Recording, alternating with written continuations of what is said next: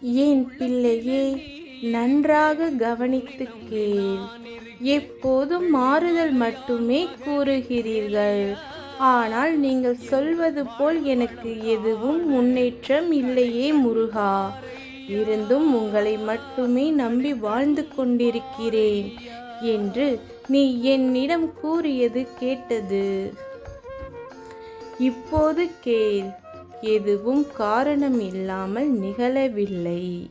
நீ சோர்ந்து போகும் காலத்தில் உன்னை தேற்றி ஆறுதல் கூற வேண்டியது என் கடமை.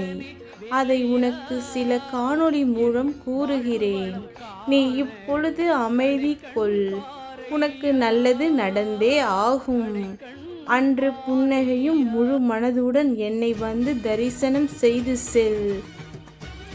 இது உன் அப்பன் முருகன் வாக்கு.